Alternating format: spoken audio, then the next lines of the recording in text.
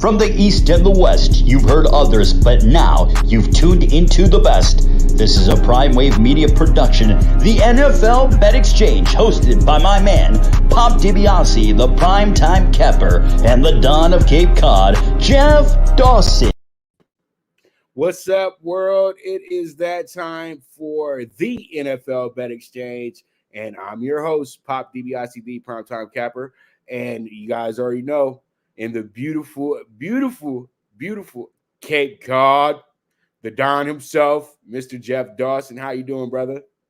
I'm doing great and feeling a little festive today, so I figured why not give them the ECSI bow tie effect here. And my daughter got me a couple of these, and then we got the nice scarf to go with it. And feeling good, feeling great, as you would like to say, coming off another winning week, both of us. Hats off. We're rolling into another week where I can't stress enough.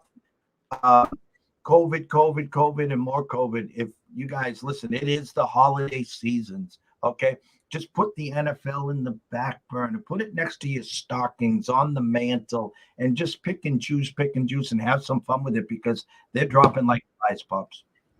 All right. And man, I'm telling you right now, we are 3 games left into the season, and we are at a critical point for about 10 teams in the AFC right now. And well, not 10, I would say maybe about 7 right now, because I think that 3 of them are, I think everybody with 10 wins already is pretty good in that conference right now. And I hate to say it, the NFC is kind of already like, you already know what it's going to be, because they don't have 2 teams with 2 wins like the AFC, but they have a lot of teams that are 5 wins and below in that conference as well too. So we'll talk. I'll get a little bit more into it as we go on, but like Jeff said, you just have to be patient, enjoy the holidays. This might be the one weekend where you say to yourself, if you get blown up, it's okay, because you dealing with the family. That's the important thing, man. You know what I mean? It's just a game, you know what I mean, as they always say.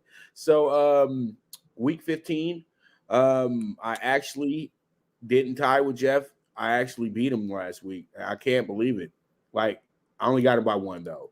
So it was 10-6 for me. Jeff was 9-7. Things are looking a lot better now. I was 9-5 last week. I think what was the 9-5 last week, or 11-5 last week?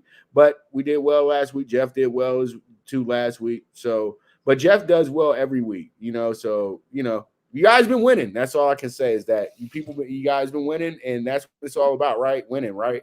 So pretty much it doesn't matter if one of us might have a 4-10 week. You know what I mean? You know, because Jeff will make up for it with his 10-4 week. So, hey, it is what it is. All right, so let's go ahead and jump into our first game, which is going to be the Thursday night football game. Thursday night football game brings us a very good matchup tonight. You have the 49ers minus 165 at the Titans plus 140.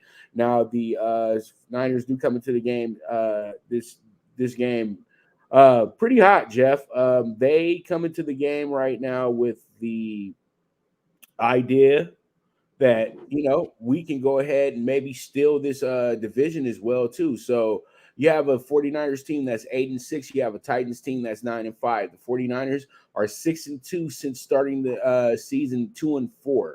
They're 7-7 against the spread. They've went under in 7 out of their 14 games with 1 push. And then also on the road, they're 5-2 straight up, 4-3 against the spread. They've went under in 4 out of their 4 out of those 6 games on the road, 7 games on the road as well too. And then versus the AFC this year, they're 2-1 against the spread and straight up. And then they are the trifecta, 1-1-1-1 when it comes to the over and under. So they got they got 1 over, 1 under, and a push. So the 49ers pretty good against the AFC this season. Now the Titans, they're kind of struggling coming into this one, Jeff. They've lost their last 3 out of 4 games, and that's not good at this point in time, because they still haven't hit the 10 mark yet. And you have a team ascending in the Colts right now. So this is going to be kind of fun, because it seemed like the Titans had the AFC South pretty much locked up. So they're 8-6 against the spread on the year. They're even when it comes to the over and under. But one good thing that is working out for them, they're 5-2 straight up at home. They're also 4-3 against the spread, and they went under in 5 out of the 7 games they played it. Now against the NFC, they're 2-1 straight up, 1-2 against the spread, and they went over in 2 out of the 3 games that they played against the NFC. Where I'm going to go here with this one, Jeff, it's going to be really simple because this team is so good as an underdog this year. I think they've lost one time as an underdog this year, and I'm taking the Titans with the +140. I'm taking them with the winner because I think they need this win a lot more than the 49ers do. The 49ers got to breathe a little bit easier when they got that good win last week, getting up to 8-6. Now, the Titans, on the other hand, they have to hold off the Colts, and I think that this is a home game. It's on national television. They always seem to do well on national TV as well, too. They can have you playing quarterback and still show up for the game. So, pretty much there it is. I'm taking +140 with the Titans today. You know, initially when I broke down this game, I absolutely loved the Niners. And that was our preseason West pick. That was our preseason NFC champ. And actually, I kind of leaned them to potentially win the Super Bowl. And they're catching fire. And now all of a sudden, the public's all in on them. And it's kind of comical. I'm going to tell you, Vrabel let us down last week. They dominated that game from start to finish. And then for some reason, in the second half, they thought that they had to throw the ball. And I'm not putting it on Tannehill because there was some drops, there was some tip passes, and they still had a chance to win that game. And they came up a quarter of a yard short there. The computer model has Titans -1 with an under-over of 43.5. Checking the tickets right now, Pop, 64% of the bets, 55% of the money is coming in on San Fran. But what I noticed overnight and what I'm noticing today is there's some late sharp money coming in on the Titans. So what we're going to do is we're going to follow up what you did. We bought the hook, and we have the Titans +3.5 minus the 120. I think it's going to be one of the better games this week. But I think the Titans cover. Wouldn't be shocked if the Niners won the game outright, but feeling comfortable with the Titans plus the 3.5. All right, there it is. So we're both with the Titans. I'm on money line. Jeff is bought up on the spread, and we move forward to our next game, which is going to be the first of 2 Christmas games on Saturday. It's going to be an old rivalry as well too. I know they haven't played each other, for multiple times in the season since the 60s and stuff, but if you are an NFL fan pre-1960, you know that the Packers and the Browns used to kind of have a close relationship. When the Browns used to have the Browns started they used to send their bad players to Green Bay, taxi squad guys and stuff like that. The guys who would drive the cabs and things like that, and they would send them on over to the Green Bay Packers when they were a really bad team. Then Lombardi came to town, and things got different. But I'm just saying it seemed like they were very close in, a relationship and everything like that, these two franchises. And then when the AFL-NFL merger happened, as you know, things split. And I always tell myself the Browns are more of an NFC team than an AFC team, but they just had to do it because the Steelers were just so adamant that they had to have the Browns with them.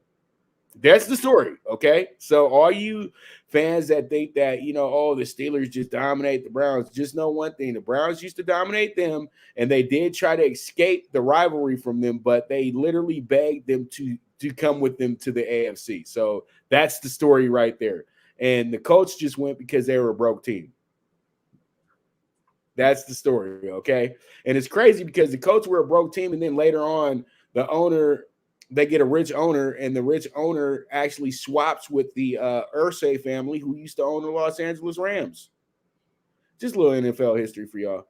But there goes Browns and Packers. I know I'm over here just killing time. I'm sorry. So let me go ahead and get into it, because if it was the History Channel, I swear I should be the guy that they put in charge of the historic moments, Jeff.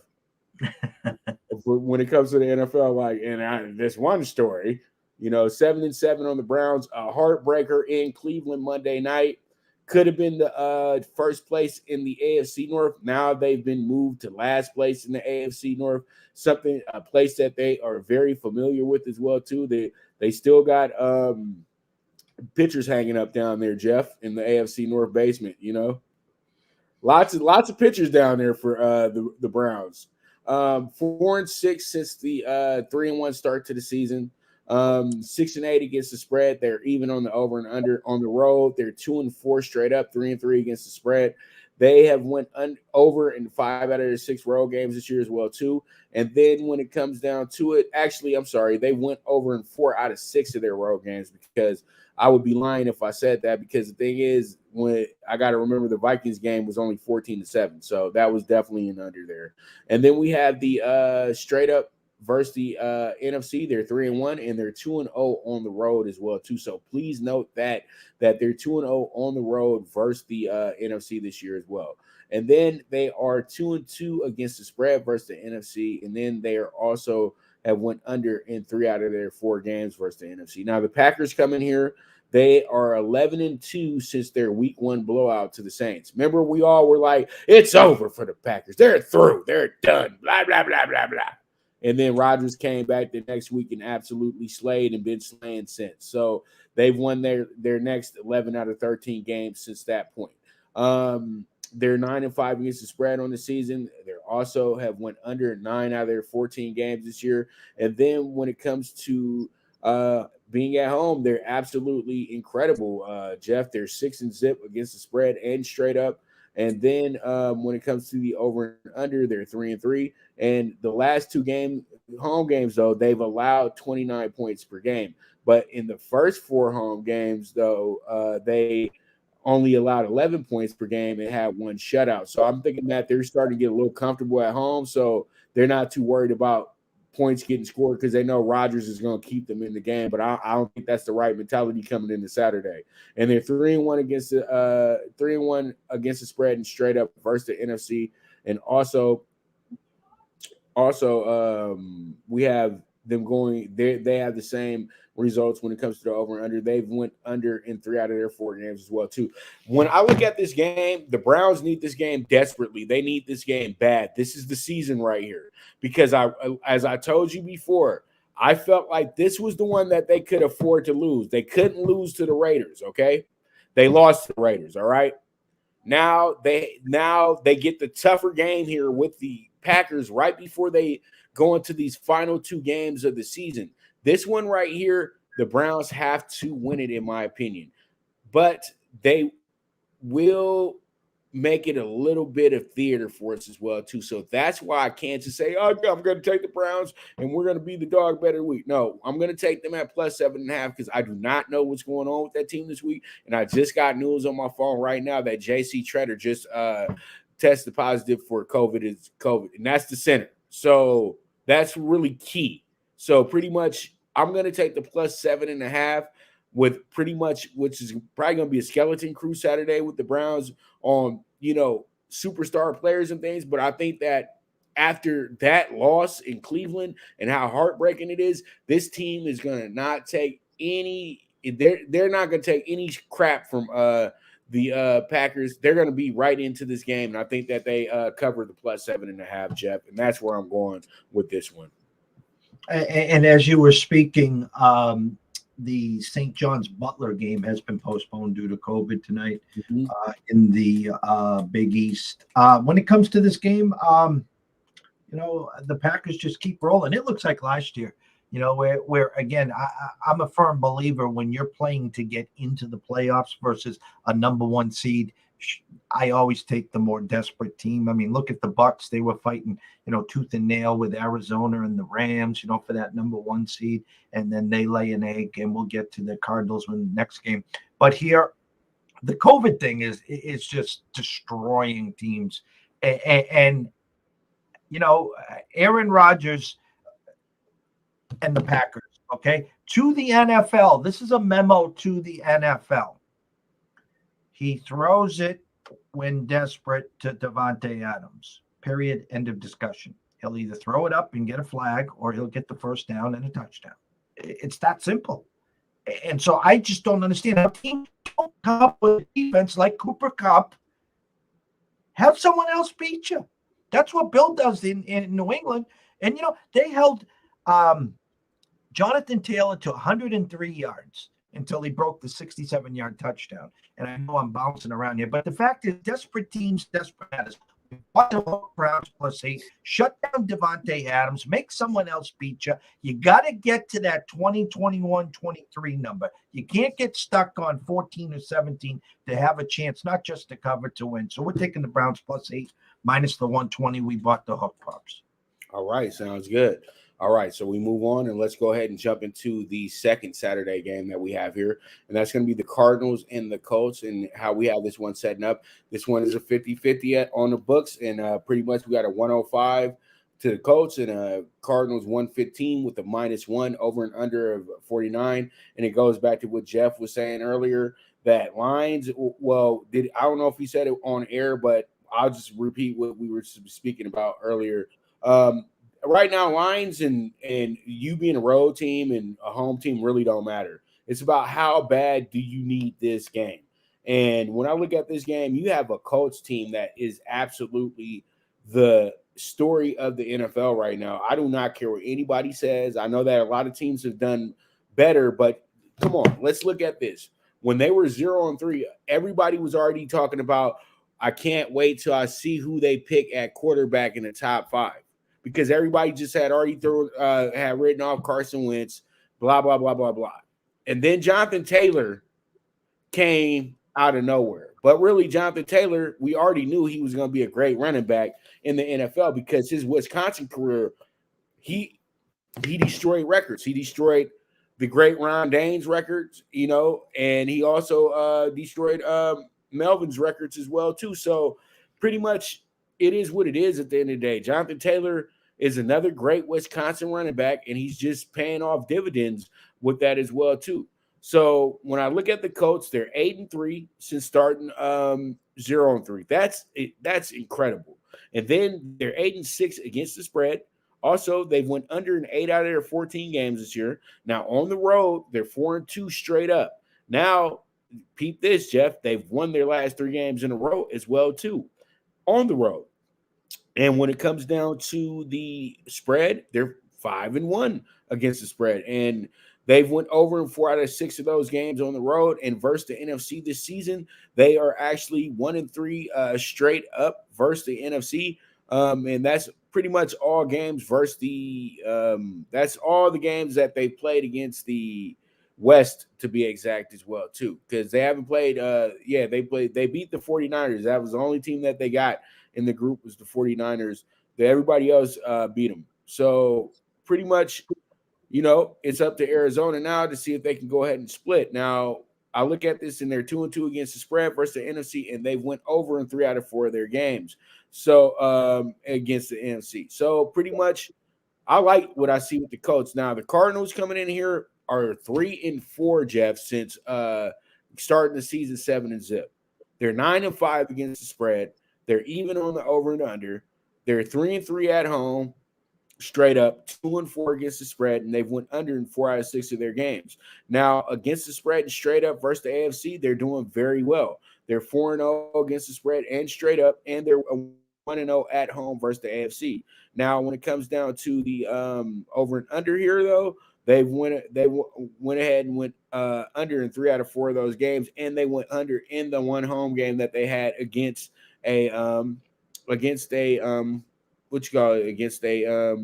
AFC team. So pretty much what I see here, I see a team that's skidding right now, skidding bad, and I truly do think that the Colts don't just win; they absolutely crush the Cardinals in this game, in my opinion. Because I just think that Murray is done. His ankle is just it's not ready. You know what I mean? And I just think that their coach is so bad that, of course, it's all going to fall apart very soon. I don't want to be that guy, but it is what it is. Jeff? I was a big believer of Arizona early in the year, and I'd like to personally thank Mr. Murray and Hopkins for destroying 2 of my high-stakes fantasy teams for a no-show the last 2 months, but that's another story.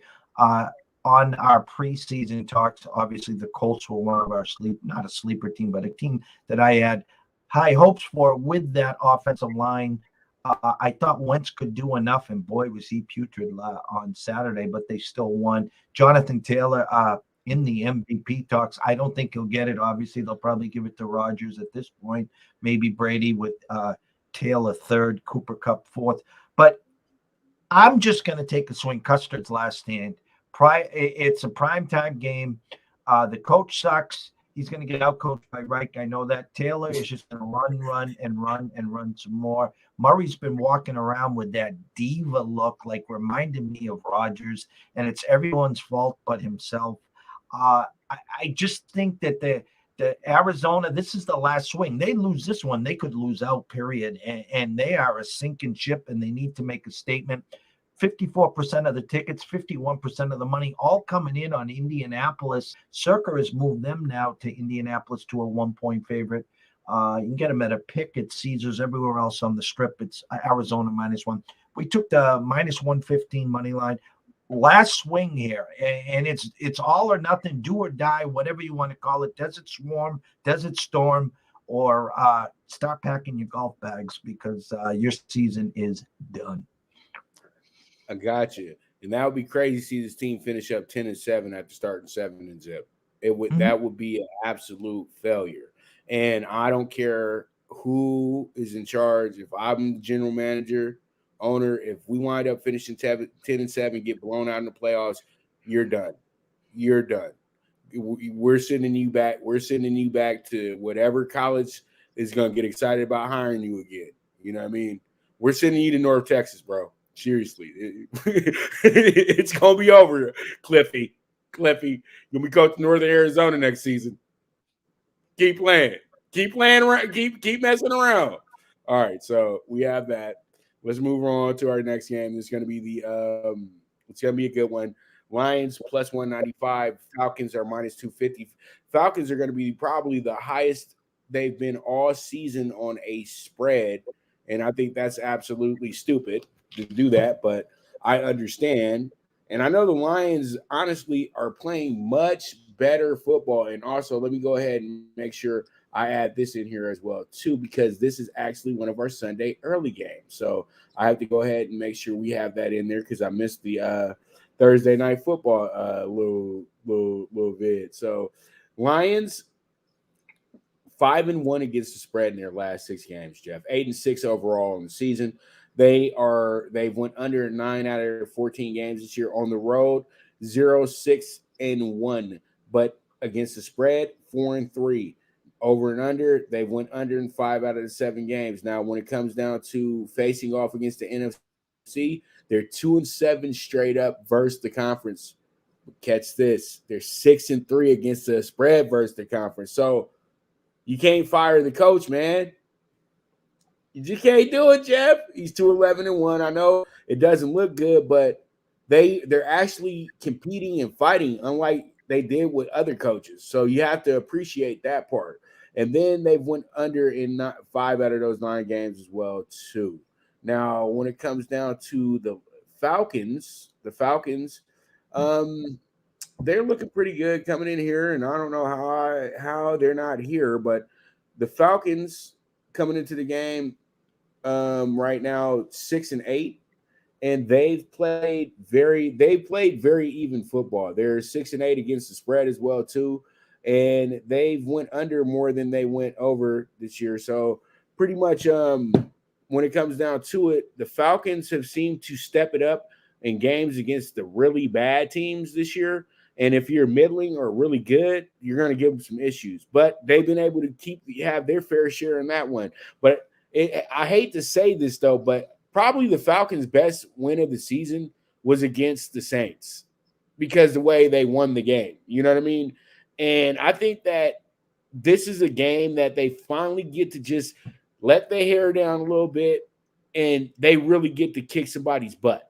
Because I think Detroit's coming in here with the mentality that they're going to be able to upset the Falcons because the Falcons will probably overlook them. But I think that the boys in Atlanta send their fans, finally get their fans right at home and give them a gift of a blowout on Sunday. I love the 5.5 on the Falcons. I think they went by a touchdown or better, and they need to do it badly. So they're going to be looking at these guys like they're the Bucs. And no Jared Goff on the Lions side from what I'm hearing. Again, a number that makes 0 sense. The computer model has it at 6.5 for the 44. They released it at 4.5 in one spot, 5 in another. I'm showing over here on the ticket side, 59% of the bets, 88% of the money, all coming in on Atlanta. Yet the line is dropping, Pops. It's down to 5.5. You can get it at 6 at DraftKings. It smells to us. And yes, the Lions are playing better. It looks like Swift might be back, but again, now it's back to not just injury. It could be COVID protocol. Goff, yes, could be out as well. It smells. And for no rhyme or reason, we bought the hook. We took the Lions +6. Let me look at that total again, 42. If the Lions can get us to 20, 21, we think we got a nice cover here. 17 and below, we're in trouble. But tip the Lions +6 and pray here, Pops. Pray. Pray. I remember that. So if anybody remembers the 90s, we definitely remember that song, MC Hammer. Pray. Telling you, man, these artists don't have it like the artists from my day as a kid. They would literally make sure your album sold by cross promoting you during football games, during Saturday morning cartoons, whatever they needed to do. You know what I mean? So with that, we're gonna go ahead and take a quick commercial break. When we get back, we got some more games to talk about. And man, this is make or break time, Jeff. You know that in the NFL. So I love it. Can't wait. You guys stay tuned. We'll be right back to you. This is the NFL Betting Channel. Good News Only Racing Club, led by the legendary Doug O'Neill, the trainer of 2 Kentucky Derby winners, and I'll have another in Nyquist. Also trained 2-time Breeders' Cup champ Golden Sense, who are just a part of a long list of thoroughbred champions trained by Doug O'Neill. The Good News Only Racing Club has a young core of horses to look out for in Dennis's Celery, Irish Heatwave, and Notre Dame, just to name a few. Win the day every day with the Good News Only Racing Club, a proud sponsor of the NFL Bet Exchange. From the East and the West, you've heard others, but now you've tuned into the best. This is a Prime Wave Media production.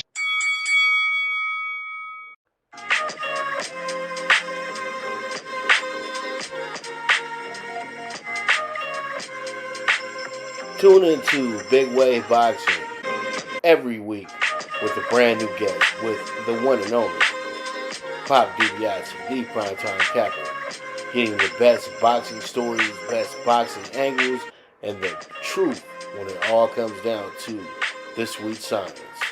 Tune in to Big Wave Boxing on the Prime Wave Media channel on YouTube.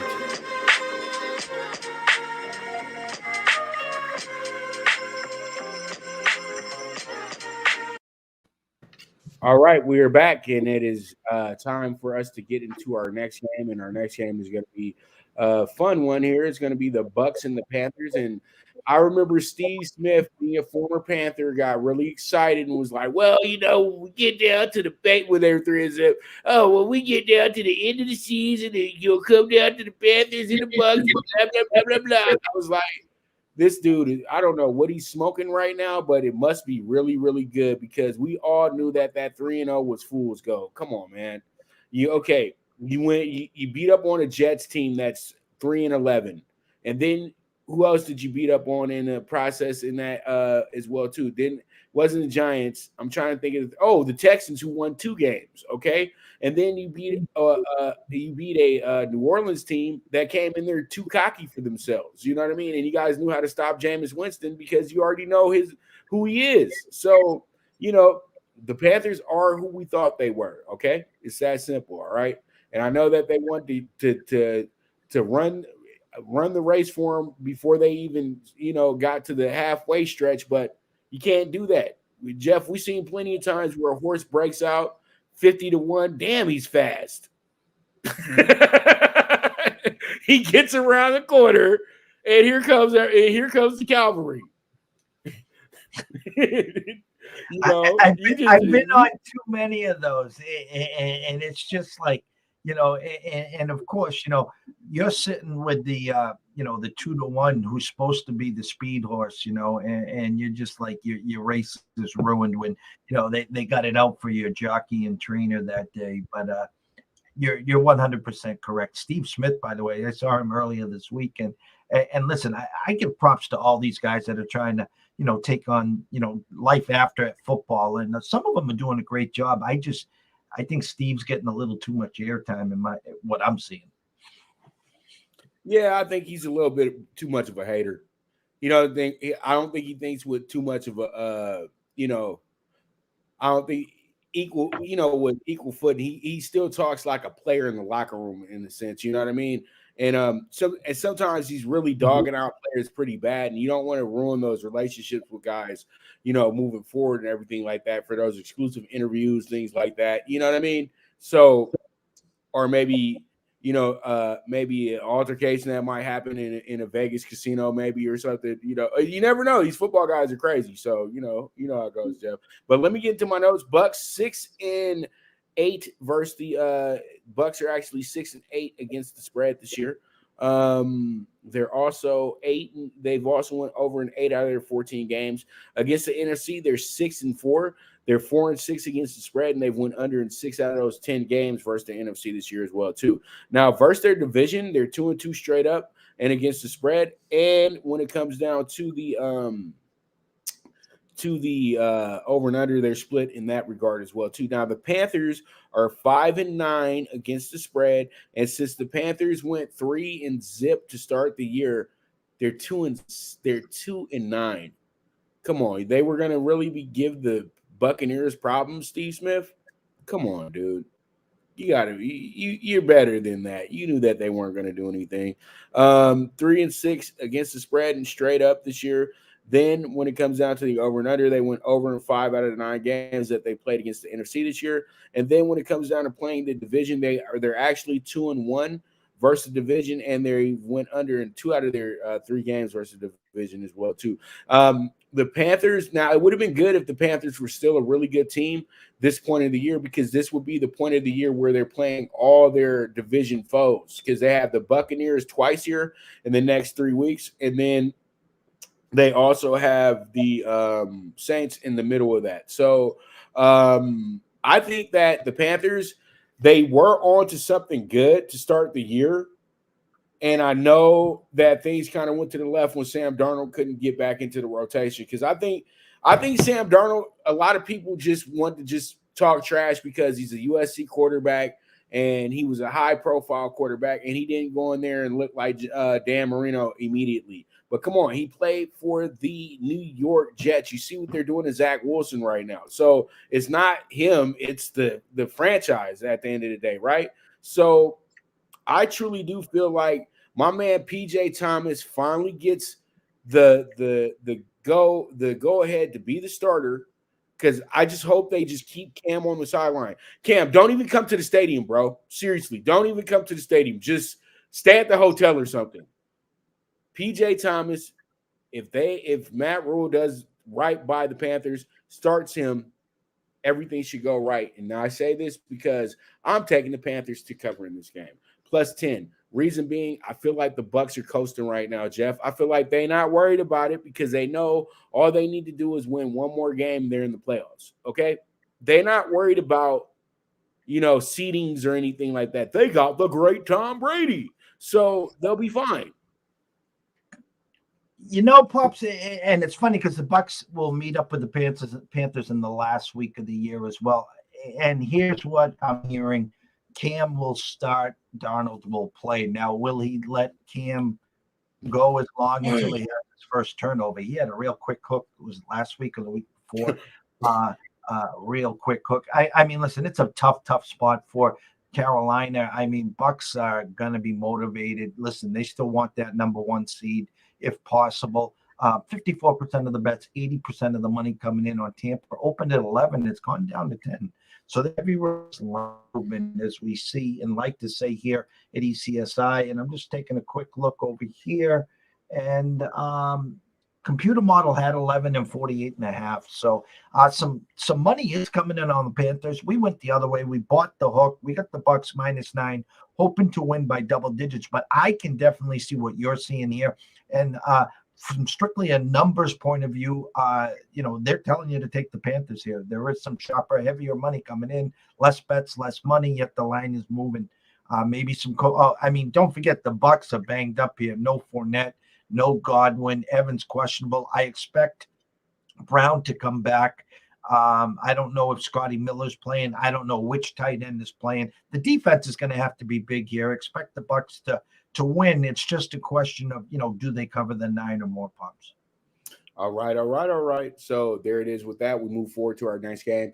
It's going to be the Jags at the Jets. This is going to be the miserable bowl right here, okay? This is going to be Misery Bowl Part 2, because Misery Bowl Part 1 was between the Raiders and the Browns. The can't get right teams, you know what I mean? So we got some more can't get right teams, and I swear the Jets are about to take the Browns and Raiders' place as the team that's going to be in fraternity for like ever now, because I just don't know with the Jets anymore, man. It's sad too, because I had high hopes for these guys moving forward, especially when Brady got out the division, but I just don't know what they're trying to do. You know what I mean? At the end of the day, but we do have a Jags team who's 2-12 on a year, the Jets team that's 3-11 on a year. So don't get mad if they say, okay, both teams come down with covet, you're forfeiting, double forfeit. You know what I mean? Because nobody would care. So the Jags are 4-10 against the spread this year. They've also went under in 11 out of the 14 games that they played in. Also, they are 2-7 straight up versus the AFC, but they're pretty good against the spread. They're 4-5. Now, when it comes to the over and under, they've went under in 6 out of those 9 games. Now, on the road, winless, 0-6 against the spread, 2-4, went under in 4 out of 6 of their games. Jets, 3-11 against the spread, 8-6. They've went over in 8 out of their 14 games. Very surprising with the way Salah sets up the defense and everything like that. They weren't a defensive team this year, and that was the biggest reason why the Jets are 3-11 right now. And they're 3-7 straight up versus the AFC, and also they're 4-6 against the spread versus the AFC. Now, when it comes to the over and under, they've went over in 6 out of those 10 games. Now, when it comes to their record at home, straight up, they're 2-5 against the spread and straight up. And then when it comes to the over and under, they've went over in 5 out of those 7 games this year as well too. And this is easy for me. I don't like the Jaguars situation right now. Yeah, Urban Meyer was a tyrant somewhat, but I like winners, and I like Urban Meyer. He's a winner. And you know what? Right now, the Jaguars are a bunch of losers. I'm just going to say that right now. And when you're a winner, sometimes you just can't get with a losing mentality. You know what I mean? Sometimes just average isn't good enough for you. And I think that he was trying to get them to be motivated by what he was telling them to be better, because everywhere he's went, it's worked. But it didn't work here because you can't tell grown men what to do like you tell a kid, right? But at the end of the day, why do you want to be a loser in the NFL? You know what I mean? This is a losing franchise. He had a golden quarterback. You know what I mean? We knew it was going to take some time, but literally these guys didn't make his job easy at all. So they don't deserve to win no more games for the rest of the season. And I think that the Jets absolutely have their first game where they can go into the game and absolutely crush a team, to be honest with you. I think that this is going to be Salah's game. Well, I don't think they were going to fire him at the end of the year, but this is going to make coaches a lot of times in a bad season need a game like this to where everybody's like, I like where we're going. And I think this is a game.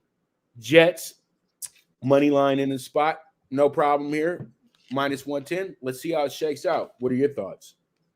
I think, and again, I don't have the exact numbers, but I thought I saw the Jets had like 17 people on COVID. I know Salah tested positive for COVID.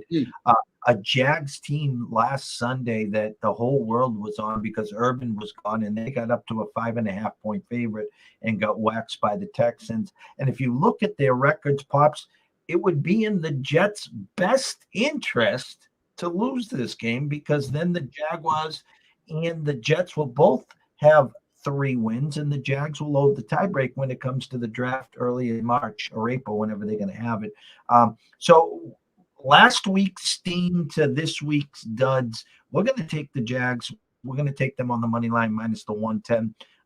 It's a game that if anyone puts $5 on you, it's a game that you just turn the page. It's 2 teams that don't want to win, and 2 teams going in the same direction. And unfortunately, the Jets have shown some flashes, and the Jags are just being the Jags. So we'll take a swing with the Jags minus the 110, but it's a game that I will have zero interest in. Okay, real quick before we move on to the next game, quick scenario, Jeff. I'm the Jet. If I was the GM of the Jets, I make this deal happen. I know everybody's sending Russell to New York, but they keep sending him to the boys in blue. No, to the boys in green. I'm saying this because Zach Wilson is played at BYU. BYU is not too far from Washington. I think he'll be more comfortable in a place like Seattle than in New York. And then knowing that the Seahawks are probably going to bring in a brand new coach, this will be perfect because now you got a brand new coach, brand new quarterback. The Jets take on that money from Russell Wilson, and everybody wins. And you make the Seahawks throw you a draft pick as well too, somewhere down the road. That's listen, I like the idea. The problem is that you got to sell Seattle on Zach Wilson. Now, the good thing about that is that the Jets have already paid the signing bonus and the upfront money. And the fact of the matter is it's going to cost you more than Wilson. And, it's going to cost you a couple draft picks. But I like where your thought process is there, because I am hearing the Giants as well.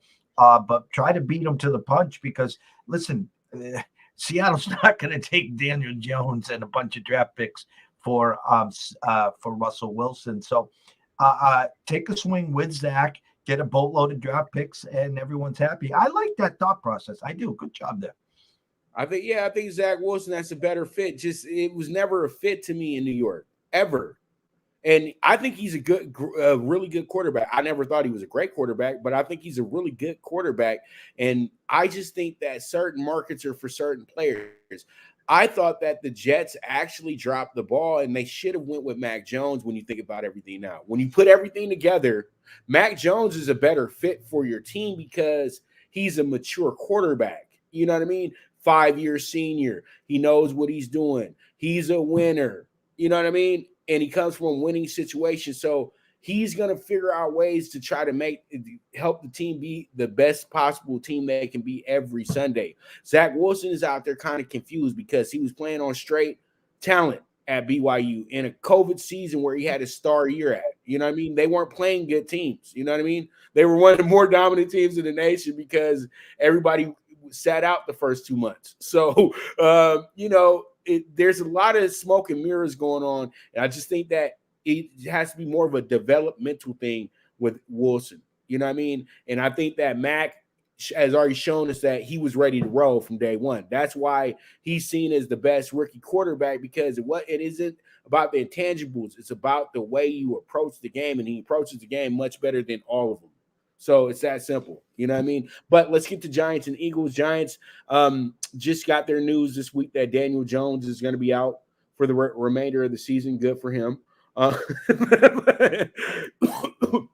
then you got the Eagles trying to round into form real quick. But me and Jeff both know that their coach is the one that keeps all of us kind of like, you know what I mean? Because he's not a good coach at all. And I think that they're literally winning games because Jalen Hurts is that great of a leader. Once again, another Alabama man.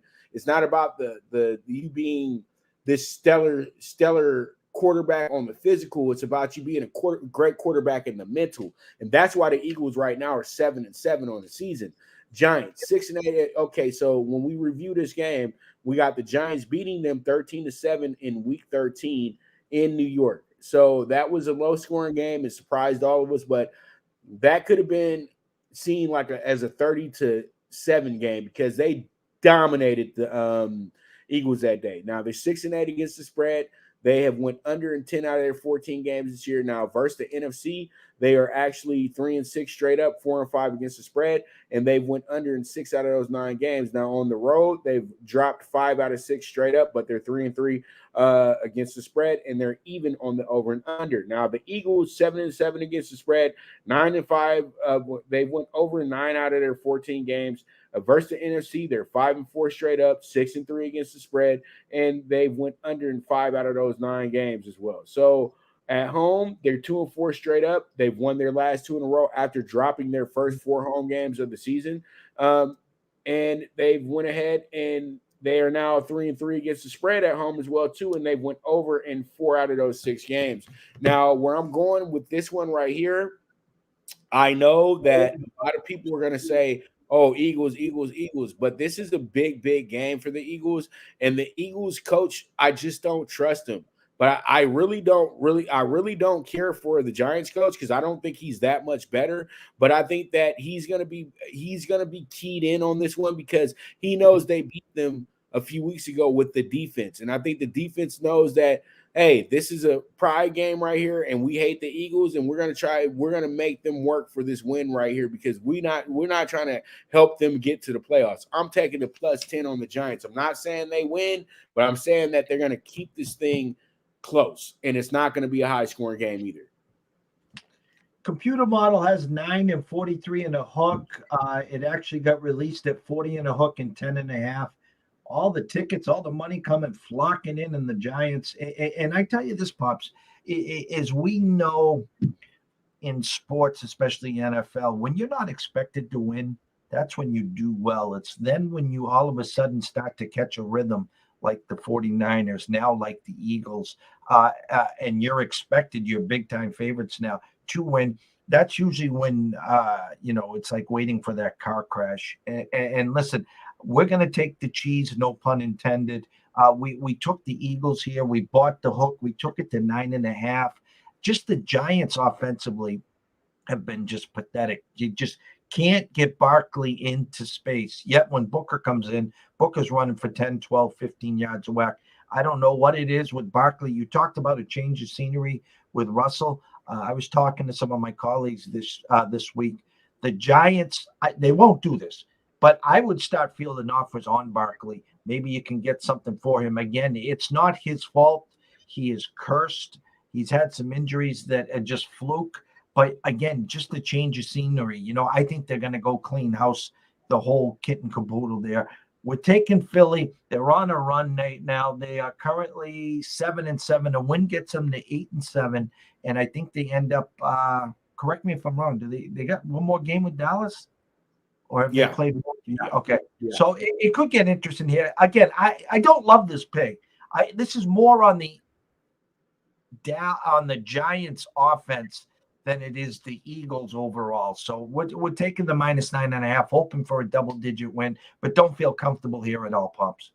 Right. This is going to have to be a defensive effort from the Giants for them to even think about being in the game. The offense, throw it out the window. But they could make it a day with Barkley as well, too, because Barkley seems to do very well against the division.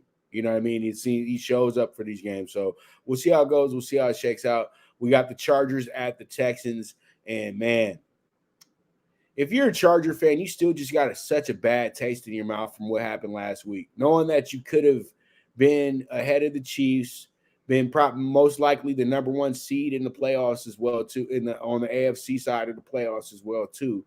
But you know what? You just got to make life hard on yourself, man. You know what I mean? It's just that's the irony of being a part of the Chargers organization, being a part of the fan base, everything. And I just really feel like that coach did not do them any favors with what he did in that game. And I'm just not going to be able to get over it because it kills me. What did you get rid of Anthony Lynn for? If the team is still doing the same exact stuff that they were doing when he was there, winning one week, losing the next week, winning one week, losing the next week. That's been the story of the Chargers whole time since they came for the last decade. It seems like, you know what I mean? So, and really since they came to LA, so Chargers 7-7 against the spread. They've went under an 8 out of their 14 games. Also, when it comes down to playing the AFC, they're 6-3 straight up. They're 4-5 against the spread, though.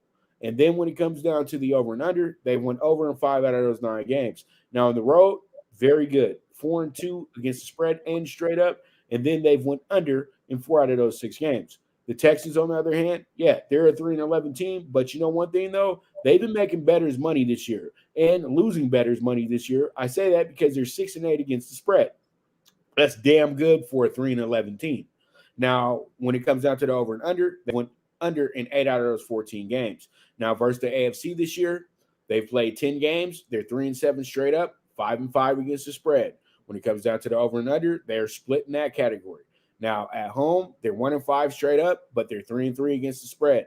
And they've had 4 of their 6 games go over at home as well, too. When I look at this one, I really wanted to take the Texans, but when the Texans play against teams like the Chargers this season, they get absolutely crushed. So I don't have to be here long with this. And after what happened last week with the Chargers losing, whoever's on the field against them Sunday is going to get absolutely crushed. And that's how I see it. They don't just win this game by 10 or better. They win this game by 3 touchdowns or better, Jeff. Again, when we expect teams not just to win, to blow out, it's head scratches. I mean, just look at the Bucs last week. Look at Arizona last week. I mean, it's just head scratches. NFL stands for any given Sunday. And I'm going to follow your lead here. I bought the hook. I got the Chargers minus 9.5 like we did with the Eagles. Would I be shocked if in the fourth quarter it's 20-20? I wouldn't. But usually the Chargers play better on the road. And you got a game where they could have really made a statement, and the coach took it out of their hands, thinking that Riverboat Ron here, that's who he was playing like, gotta go. And listen, at least if he took the field goal right before the half, they would have been up 7. Kansas City was getting the ball to start the second half. At least do that, pal. Don't try to make a statement and we're going to go up 10 or 11 there at that. Take it 7 and the game's then. And it is what it is. I followed your lead here again. Who knows here? I don't feel strong about it. Would I be shocked if the Texans lose by 3? No, I wouldn't. Would I be shocked if the Chargers win by 24? No, I wouldn't. But bought the hook minus 9.5, and we pray.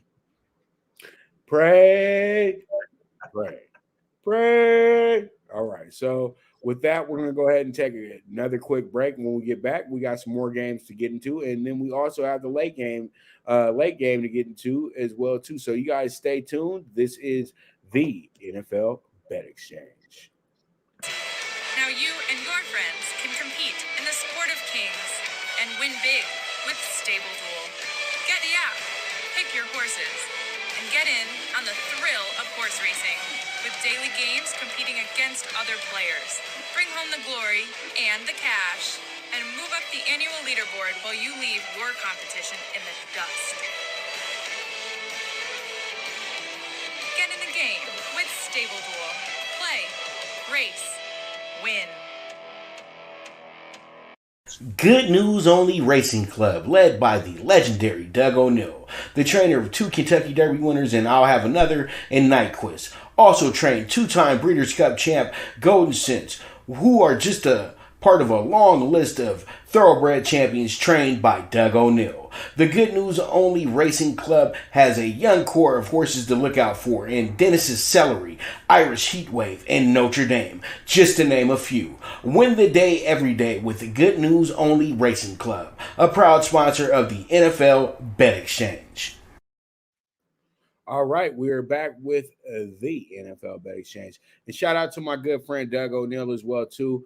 Sunday will be opening day at Santa Anita. I'm kind of still 50-50 on that because they got some little rules and things in place that might keep me out, but it's all good. It's all good. It's the holidays. It's opening day, all that good stuff. And we got Monday. And really, I love opening day, but I'm more of a New Year's Eve, New Year's Day type of guy for my first track day. You know what I mean? On site at the track. But just for my other shows and for all my people that follow the horse racing stuff, just know I'll be at Santa Anita a whole lot more this year, doing a whole lot of content and everything there, and just goofing around a little bit, horsing around, all that good stuff. And so you guys be ready for that, man. It's going to be a lot of fun. So let's get into the Bills and the Patriots. And I know Jeff is excited about this one, man, because, he gets to laugh at friends when it's going to be all bad after the game's over. Jeff's the friend that you'd be like, I kind of like the Patriots. When it comes to Northeast, I'm just backing stuff up. I don't know how Jeff truly feels about him, but I know that he hears his fair share of Pat's crazy talk. I know you do. I've been dealing with that for 2 decades. I know. Okay, so Pat's Monday Night Football. They got the big monster win. Were able to keep their win streak going as well too. They beat the Bills 14-10 in Buffalo that day, and Buffalo got that bad taste in their mouth right now, Jeff. They said, they thought that they buried these guys last year. Literally. This is like really some we were at the funeral. We threw the first piece of dirt on you, and you still here? You know what I mean? Well, this zombie of a team, the Patriots, they're just doing it, and you got the Bills 8-6 against the spread. Then you have them going under in 8 out of their 14 games. Versus the AFC, they're 5-5 straight up and against the spread, and they're 4 and they went under in 6 out of those 10 games. Now, when it comes to being on the road, they're 4-3 against the spread and straight up. And then when it comes to the over and under, they went under in 4 out of those 7 games. Versus the division, they're doing very well. They're 3-1 versus the division, and they're 1-3. They went under in 3 out of their 4 games. They actually draw a really good spot right now as well too, because they get to line it up here with the Patriots one more time, and then they finish up with then they have the Jets, and then that coming weeks as well too. So the pathway to winning the division to me really does lead. Really can go through Buffalo if they can get the win. Now the Pats come in here 8-6 against the spread. They've went under 9 out of their 14 games this year. They have the astonishing record against the AFC right now, 7-2 straight up, 6-3 against the spread. They've went over in 5 out of their 9 games this year as well too. And also they've won their last three home games in a row after an 0-4 start at home. Okay. But they had already a winning record against the spread at home with 4-3, and they went over in 4 out of those 7 games. But we can just go ahead and agree to this. The Patriots' first 8 games, to be honest with you, or let's just say this, the first, I would say 7 games, first 7 weeks of the season, they had a tough bag of teams, dude. They really did. Exception Miami. You know what I mean? Miami was kind of like, all right, Miami got lucky today. But losing to the Saints, losing to the Cowboys, losing to the Buccaneers, that was huge. You know what I mean? That was big because they lost their first 4 out of 6 games this year. So that goes to show you the Patriots took advantage of really an easier part of their schedule. When you look at who they beat on the run to get to where they're at now, I think the best win on the resume is the Chargers, to be honest with you, Jeff. So I really do feel like Buffalo has went through all their hard moments of the season where things get really tough. But I think last week they look so good on both sides of the ball that I know going into this one that they're not gonna make this easy on the Patriots at all. I'm taking them with the plus 115, Jeff. I think the Bills going to Foxborough and absolutely crush, especially against a team that has a losing record at home. I talked about this earlier this week on the Breakfast Bankroll with Scotty, and Vegas made a statement when they opened this game at a pick. It was a pick 'em, and now they wanted Patriot money. If they wanted Bill money, they would have opened it at 3.5, and they would have got Bill money. So now the Pats open at a pick 'em, 55% of the bet, 58% of the money, all on the Pats, and now the Pats are -2, even 2.5 at our friends at South Point and at Caesars. So with that said, reach out to some colleagues, some sharp guys out in Vegas, and they're all on the Pats. And you know, this, if the Pats win this game, they have won the East, because obviously the Bills will now be 0-2 against the Pats. The Pats own the tiebreaker. They end up against Miami and Jacksonville. And now it's just about seeding where the Pats will be. Who's the more desperate team? It's Buffalo. If I asked you last Saturday and the Pats were going to go 1-1, which game would they want to win? Which game would they want to lose? Well, this is the more important game right now. Right. So I'm going to take the points out of the play. I'm going to take the Pats on the money line. You know, the under-overs at 43.5, maybe 23-21 Pats. Late second field goal by Folk and a walk-off here. It's going to be a great game. The Mac Jones had a couple opportunities last week and faltered, but had a great fourth quarter. And if it wasn't for the Taylor 67-yard run, could have had a chance to get the ball back for the tie, if not the win. So we're going to hope the Pats on the day after Christmas come home with a W and win the AFC East. Yes, sir. All right. So that's where Jeff has it. I just really feel like the Bills aren't going to be denied from winning another AFC East title. I just think when it comes down to play, it's quarterback play that comes down to this game right here. And you got one quarterback that's controlled by the sideline, and you got another quarterback that is that's a freelancer. He can do he's so good, he can do whatever he pleases out there. And but I know where Jeff is coming at, because when you don't have a running game, it's tough to play against the Patriots, dude. It really is. When you don't have a running game and then he knows exactly that you don't have a running game as well too, it's going to be the hardest game of the season for the Bills, but they're built for this though. That's how I feel. So we move forward and look at here. We got the Hollywood Rams going against the Minnesota Vikings, because they're not the LA Rams anymore. They're the Hollywood Rams now too. They need to just let them play on Hollywood and Highland. Just put the grass field on out there, and everybody can go watch them play, because they got all the stars. So, and all the divas. All right. So you got a Rams team that's coming off of a monster win Tuesday. The NFL did them a whole lot of favors, because if they would have played that game on time, I think Seattle would have absolutely crushed them. And Seattle did kind of get cheated in that game. I don't like to say that ever, but the thing is, though, there were a lot of bad calls in that game, especially that pass interference that resulted in the 15-yard unsportsmanlike conduct penalty on DJ Dallas. You know what I mean? And that pretty much cost them the game as well too. But Rams 7-7 against the spread, 10-4 on the season.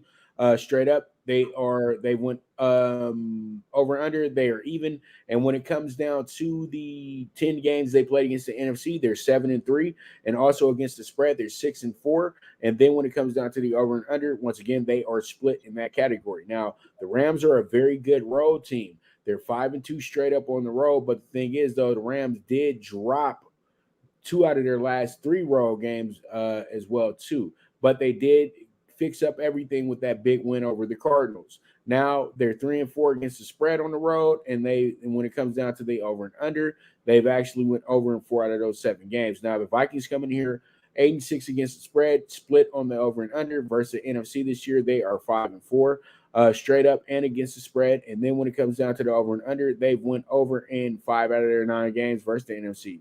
Now, when I look at this, you got the at home, they're 4-2, and then over and under, they've went under in 4 out of those 6 games. What I'm going to do here is I'm going to make this really simple. I think that the Rams absolutely crush the Vikings in this spot. I think the Vikings are playing really good football at home, but I think that with Dalvin Cook out, that's going to be a big, big issue for this team. And I know that the Rams are now in a groove, and I know that they're a tough team to beat. I'm taking them with the -160, because who's going to stop Cooper Kupp? That's my question, because Cooper Kupp is absolutely insane. Steve Largent 2.0. I even heard the comparisons to Calvin Johnson this week, and I was like, "Oh, please, please!" Listen, I had Cooper Kupp 2017 in diapers, and he was one of the big reasons why we won 2 national titles and almost 200K, and I thank him every day I wake up. But let's not please compare him to Megatron, please. But that's a whole nother story. Again, the Dalvin out does hurt. They do have Madison. Their secondary is bad. And so, I mean, Kupp, you can mark him down for 8, 9, 10 catches, probably 2 touchdowns. Sounds like Henderson will be back, split backfield with Michelle.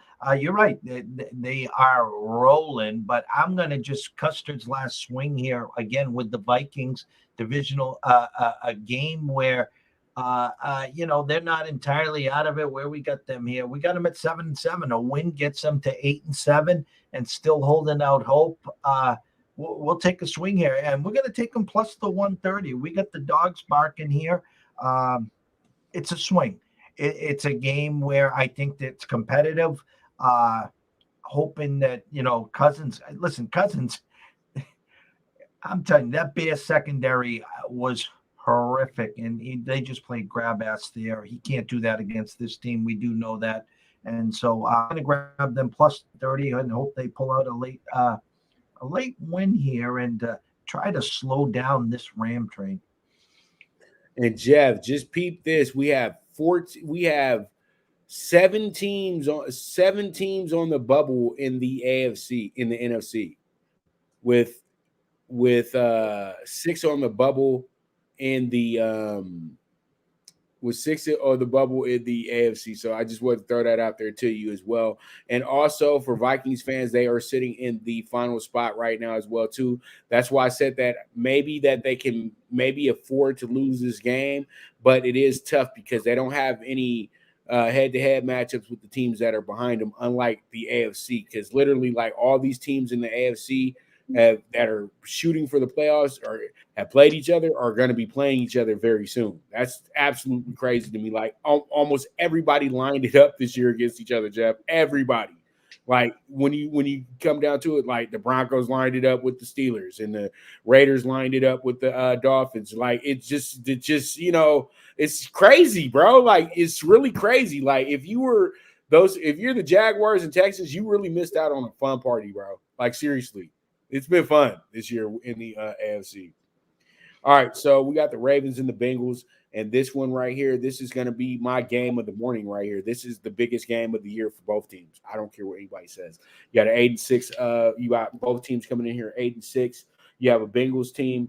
Are they a big game team? That's the question. Are they a big game team? Big game winner. You know what I mean? Yeah, it's cool to win 8 games in a season against nobody, but when it comes down to the big game, are you a big game winner? That's my question for the Bengals, because I haven't seen you yet win it in a big game yet. You know what I mean? San Francisco lost, LA lost. Who else was a big one that they kind of dropped the ball on? Oh yeah, the Jets game. That was that Jets loss is starting to linger a little bit, Jeff, in my opinion. You know what I mean? Like seriously, because without the Jets loss, you're sitting pretty in the AFC North, but when I look at the numbers, you have a Ravens team coming in here. Loser. They lost week 8, 41-17 in Baltimore. It was a big shock, but we both had Cincinnati winning that game anyway, right? Didn't we have Cincinnati win that game? Then I picked Cincinnati that day too. Wasn't they the dog better the week or something like that? Yes. All right, so the Ravens 7-7 against the spread, over and under split. Now, this is why the Ravens aren't in the playoffs right now, Jeff. 4-6 straight up versus the AFC, 5-5 against the spread. Now, when it comes down to the over and under, they're split on the road. They're 3-4 this year, but they're 4-3 against the spread. And when it comes to the over and under, they've went under in 5 out of 7 of those games. Now, the Bengals coming to this one a little bit of a different approach. The Bengals are 8-6 against the spread. They are, when it comes down to the over and under, they've actually split. And then when it comes to playing the AFC, they're 6-3 straight up, 5-4 against the spread. And also they've went over in 5 out of their 9 games as well, too. Now, when you look at them at home, they've lost some really, really close games at home this year, the Bengals. And I think that this is going to be in the same fashion that's been happening all year for this team. I think they lose another close one at home. And I'm going to be so bold on this one, Jeff. that I'm going to make them my dog bet of the week. Let's go Ravens with the plus 160. I don't care if Lamar is starting. I don't care if Huntley's starting. They win the game. And, oh, yeah, I would much prefer Huntley to start because I definitely know he'll walk up in here and give the Bengals something they wasn't even expecting.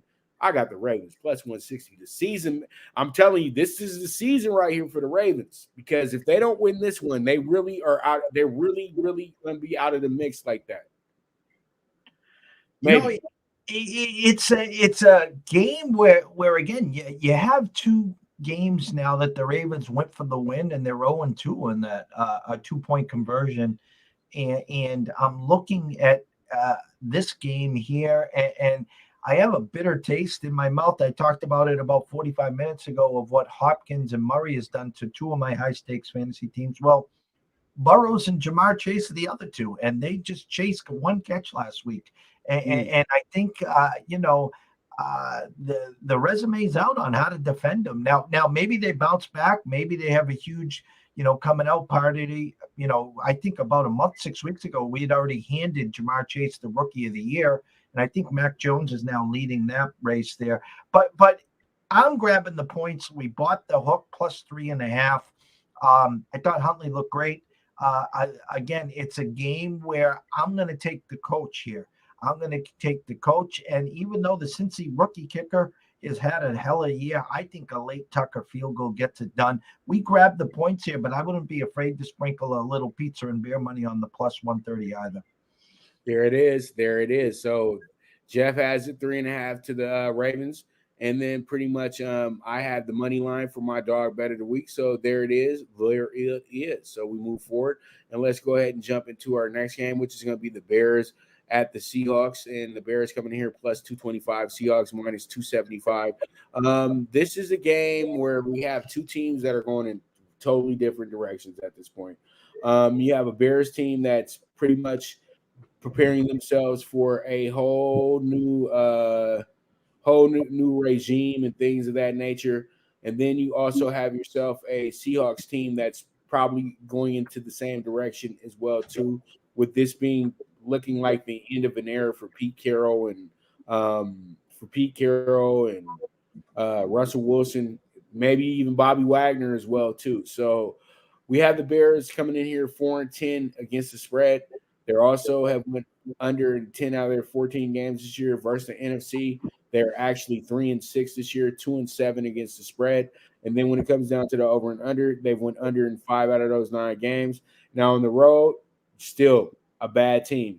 2-5 against the spread and straight up on the road. And then when it comes to the over and under, they went under in 4 out of their 7 games this year. The Seahawks coming here split bag on the against the spread.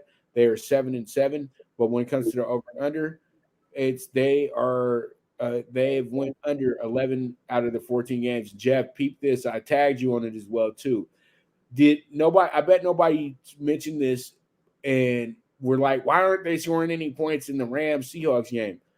The Seahawks actually have given up the least amount of points in the NFC and are nowhere near the playoffs. That's crazy. I've never seen that before, where a team doesn't give up that many points, but they only scored 10 more points than what they gave up. So Seattle's just really having a really unfamiliar season, but really it's looking a lot like the 90s for them as well too. You know what I mean?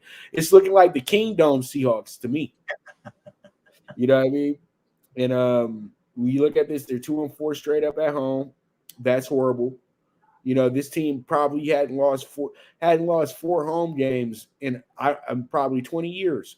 And they're 3-3 against the spread at home, and they've went under in 4 out of those 6 games at home as well too. Now, I'm just going to be real quick here with this one as well. I think that this is a coronation game for the Seahawks. I think that this is the let me double check to see if this is the final home game for Russell and Pete Carroll, but I truly do think that at the end of the day, that this is going to be the wave off moment to all the great fans in Seattle and everything like that. And I think that the Seahawks get their most thorough, complete home victory of the season. I got them with the 6.5, easily winning this game. This one was kind of simple for us. It makes no sense. A Seahawks offense that is struggling. I think this could be one of the swan songs here for Pete and Russell. A game where, Justin has shown flashes, but, it hasn't been pretty. I think a game where it really doesn't mean much to either one. I mean, 56% of the bets, 57% of the money coming in on Chicago. Line opened at 7, down to 6.5. So the numbers moving in the right direction. We bought the hook. We took the Bears up to 7 here. We're hoping that they keep it close. It's a total of 44. It opened. Now it's 42.5. You were talking about defense and offense is struggling. Maybe a 21-17 game either which way. I'm not giving up 6.5, 7 with a Seahawks team that, can't score. They'd be better off with Steve Largent, Jim Zorn, and a few of those other guys right now. I think they're just going through the motion. So give us the points and hope Fields wakes up. Right. All right. So we'll see how it goes. And it seems like Justin Fields, you say wake up, but I'm thinking that he's actually playing much better football than he did to start the season off, because it seems like the Bears, it seems like every other game he's getting the Bears points on the board, man. I think that with good coaching and patience, he'll be fine. You know what I mean? I know a lot of people they're real heavy on the kid about things, but come on, he got drafted by the Bears. The Bears haven't developed a great quarterback that they've drafted since Sid Luckman. That was like 100 years ago. Come on, man. We all know. Yeah. We all know this is that the Broncos made the mistake that could cost them the next decade. Okay. They had Justin Fields right there, but they thought they'd get cute. They thought they had Rodgers in their back pocket. Now, maybe they get him next year. I think what I'm hearing is Rodgers is going to end up sticking and staying if they move Love. But we'll see there. But again, he should be a Bronco. He should have grabbed the clipboard, and Bridgewater and Locke could have been the quarterbacks, and just give him a year under his belt. I mean, you're doing the kid no justice. It's almost what happened to Sam Darnold and a few other of these rookie quarterbacks. Look at Trey Lance, got onto the field a handful of times this year. He got banged up. That's probably the best thing for him. Run the Jimmy G thing out this year, and then if you want to let Jimmy go on to greener patches, which again leads me to maybe Josh McDaniels to Chicago, and he's dealt with young quarterbacks before. It's not Justin's fault, but again, there will be scars here, and the off season, what you do with those scars is all up to Justin. He's a winner. He's proven it. I don't think he'll end up in the Sam Darnold train, but let's just get through this year with him. That's all. Right. And I just want people to understand it's the Bears, dog. Like, don't expect it to be that quick of a transition. You know what I mean? And I always felt that Rex Grossman got the short end of the stick as well, too. You're just going to throw him away a season after he led you to the Super Bowl. Oh, we got to the Super Bowl because Hester couldn't run a touchdown every time he got a punt return. I'm sorry, dude. And I thought Grossman had one of the better seasons ever for a Chicago quarterback that I was able to witness. Even better, I think his one Super Bowl season was better than the whole Jay Cutler experiment, to be honest with you. You know what I mean? So it is what it is. So we're going to take a quick commercial break. When we get back, we're going to be on the stretch drive of the show. We got 2 more late games to go into, and then we have our 2 primetime games as well, too. So you guys stay tuned. This is the NFL Bet Exchange. Now you and your friends can compete in the sport of kings and win big with Stable Duel. Get the app, pick your horses, and get in on the thrill of horse racing with daily games competing against other players. Bring home the glory and the cash, and move up the annual leaderboard while you leave your competition in the dust. Get in the game with Stable Duel. Play, race, win. Good News Only Racing Club, led by the legendary Doug O'Neill, the trainer of 2 Kentucky Derby winners, and I'll have another in Nyquist. Also trained 2-time Breeders' Cup champ Golden Sense, who are just a part of a long list of thoroughbred champions trained by Doug O'Neill. The Good News Only Racing Club has a young core of horses to look out for in Dennis's Celery, Irish Heatwave, and Notre Dame, just to name a few. Win the day every day with the Good News Only Racing Club, a proud sponsor of the NFL Bet Exchange. All right, we are back, and Jeff is over here in the digital world. He's popping back into Cape Cod. He had to go ahead and teleport to Vegas real quick to go pick up a ticket. I had to sign a couple quick autographs, and I had to mix a contract offer. Right. He had to go visit everybody. He had to go give everybody the script in the VSiN studio and all that stuff like that. Let them know that the real NFL show is on right now. And speaking of, we had a little communication earlier this week, and hats off to Sean King, by the way. Love the guy. I love what he's doing. I love what he brings to the table. We talked about athletes getting put into these spots, and some of them are doing very, very well, and some of them are just using their name and their past experience, and in my eyes are failing. But hey, God, they're getting paid some big bucks. But hats off to Sean. Love what you're doing there, kid. Yes, big shout out to my man Sean King. Sean King just moved to Las Vegas as well too. So all my Vegas people, make sure you look out for him and everything like that. He's gonna be with you guys for a while now. He has a show on VSiN 7 to 10 Monday through Friday. So you guys make sure to check that out. And you never know. You probably see your boy DiBiase on there very, very soon as well too. But we'll see how it goes. We're working on that right now. But if I'm going to be on there, Jeff better be on there with me too. So you know how it goes, All right, so let's talk about Raiders and Broncos since we're talking about Vegas. And we all know that the Raiders have become the jewel of the Las Vegas community somewhat, even though the Golden Knights came first. But come on, let's be realistic here. You know what I mean? NFL trumps all. And the Raiders have really solidified themselves in town. I would like to give a big shout out to all the Las Vegas fans for just going ahead and being patient with them, because I know us California people we almost done. We almost done. Seriously, it's damn near at the point. You can have him now, man. Al Davis is dead. I can't love y'all the same way I used to love y'all. But to be honest with you guys, to be really, really honest with you, Mark Davis does need to sell the team at this point. He's to me, he's a terrible owner. And I think that he's the main reason why the Raiders are being set back at this point right now, because he just keeps making stupid moves, in my opinion.